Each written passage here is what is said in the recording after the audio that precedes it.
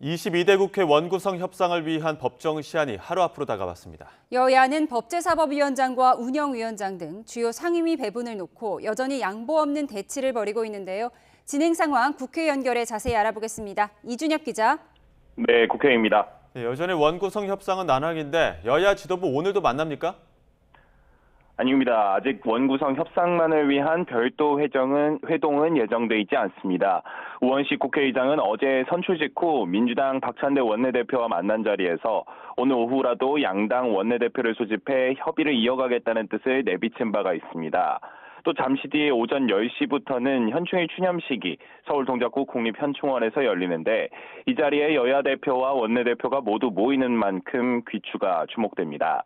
여야가 법사위와 운영이 과방위를 서로 하나도 내주지 않겠다는 태도로 임하면서 협상 상황은 여전히 평행선을 달리는 것으로 알려졌는데요. 국민의힘은 현재로서 추가 회동의 의미가 없다고 보고 있습니다.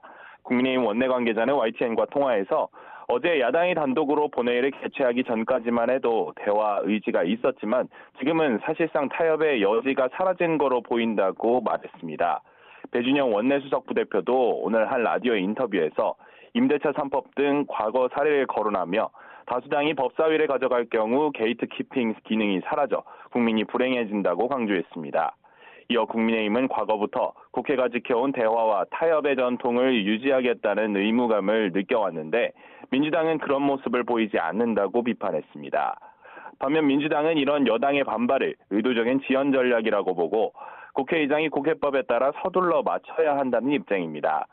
한민수 대변인은 한 라디오 인터뷰에서 지난달부터 협상을 이어왔지만 여당 측은 어떤 안도 내지 않고 무성의하게 일관해왔다고 반박했습니다.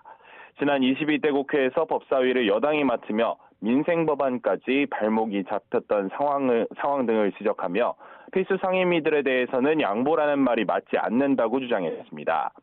또 국민의힘이 상임위 협상에 응하지 않으면서 내부적으로 정책특위를 출범했다며 원구성 협상을 장기화하고 상임위 가동을 보이콧하려는 것으로 보인다고 날을 세웠습니다.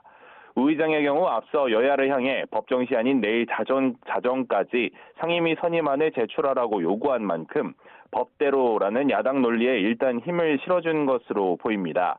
그러나 여야 협상에 진척이 없으면 주말 등이 겹치며 실제 원구성을 마무리하는 것은 다음 주로 미뤄질 수 있다는 관측도 제기됩니다.